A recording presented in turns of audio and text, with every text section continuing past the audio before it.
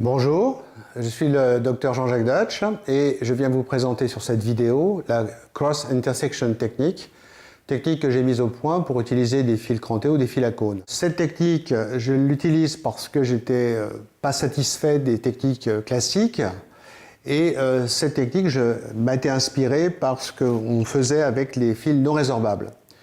Elle utilise donc un W, c'est-à-dire un V qui part dans un sens et qui donc s'arrime au tissu fixe, et un autre V qui va tracter les tissus. Donc vous verrez que cette technique m'apporte beaucoup de satisfaction, apporte beaucoup de satisfaction aux patients. Elle est simple, rapide et sans suite lourde.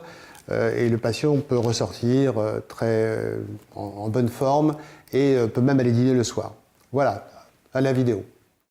La cross-intersection technique s'adresse à des patients dont le val donc elle est un petit peu perturbée, avec une ptose des bajoux, avec donc au niveau du cou un relâchement. Donc les fils s'adressent spécifiquement au relâchement. On cherche donc à corriger avec les mains selon des vecteurs de traction ce relâchement et on trace ces vecteurs afin d'avoir une traction vers le haut, une traction latérale. La fixation est très importante, donc la fixation va aller en haut vers le cuir chevelu et en arrière derrière l'oreille. Une fois tracé, nous voyons donc la partie traction en V qui va tracter donc vers le haut et ensuite la partie de la bajoux et du pli commissural qui va être tractée à la fois vers le haut et vers l'arrière. L'anesthésie locale concerne les points d'entrée et les points de sortie. Et après donc perforation avec une aiguille 18 gauge, on introduit l'aiguille sertie, l'aiguille qui est sertie avec le fil et les cônes d'une façon strictement sous-cutanée, lentement, ni trop superficielle, ni trop profond.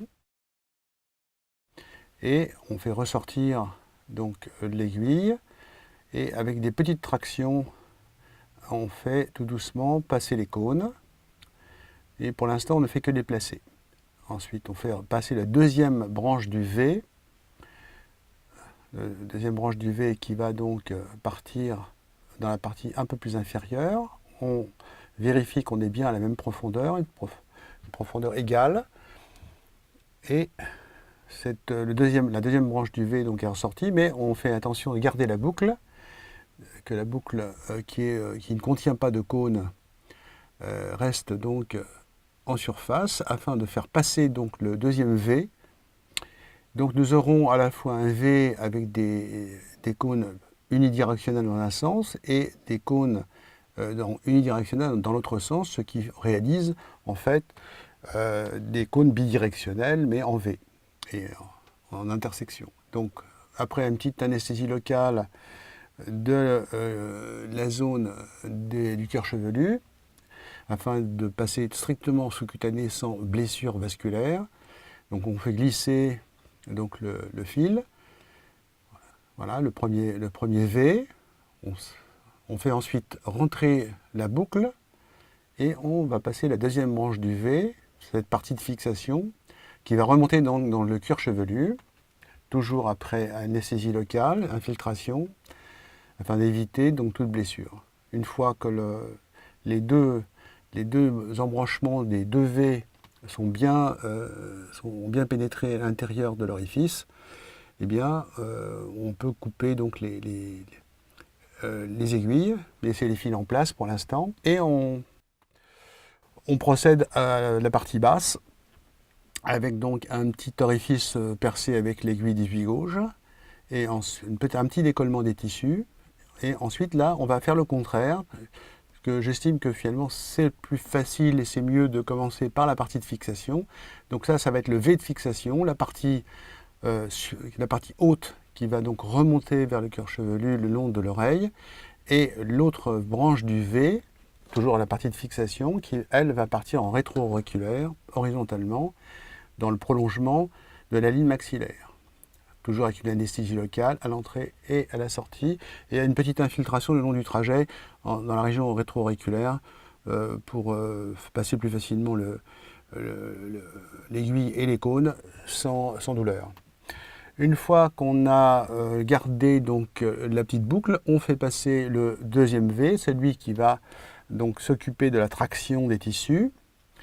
Et voilà, une fois qu'on laisse la partie libre, sans cône, la partie du V, au niveau de la boucle, voilà, et on voit la traction qui se produit, on voit la ligne du V qui va être posée, avant d'être posée, et maintenant donc on peut poser l'aiguille, placer l'aiguille, toujours vous voyez, en sous-cutané strict, ni trop profond, ni trop superficiel, une sortie, et tout doucement, on va faire rentrer les cônes. La deuxième aiguille dans la partie plus basse, le long de la ligne maxillaire, avec donc une petite infiltration au niveau de la sortie, et on va pouvoir faire rentrer tout doucement l'ensemble, non seulement des fils et des cônes, mais également de la boucle. Donc la boucle va pénétrer dans le petit orifice afin qu'on ne la distingue plus. Et une fois que les fils sont posés, alors on voit ici dans cette partie-là une vision plus claire de la partie rétro-auriculaire, avec une petite infiltration dans cette partie rétro-auriculaire pour pouvoir passer facilement l'aiguille et les cônes. Ce qui est important, c'est qu'on n'a pas besoin de beaucoup de cônes sur les parties de fixation. Ce sont des fils à 8 cônes, donc 2 x 4, et ce qui fait qu'on peut prendre une distance assez courte dans la partie aussi bien rétro-auriculaire que dans la partie du cuir chevelu. Voici donc le résultat immédiat, donc avec une bonne traction au niveau des plis commissuraux, des bajoux, du pli nasolabial, et lors de la mimique et au repos. On voit donc l'effet immédiat et le résultat satisfaisant. Vous venez de voir cette technique. Vous avez vu qu'à la fin, le patient, dans les mêmes conditions, sourire et non sourire, est vraiment rafraîchi d'une façon naturelle.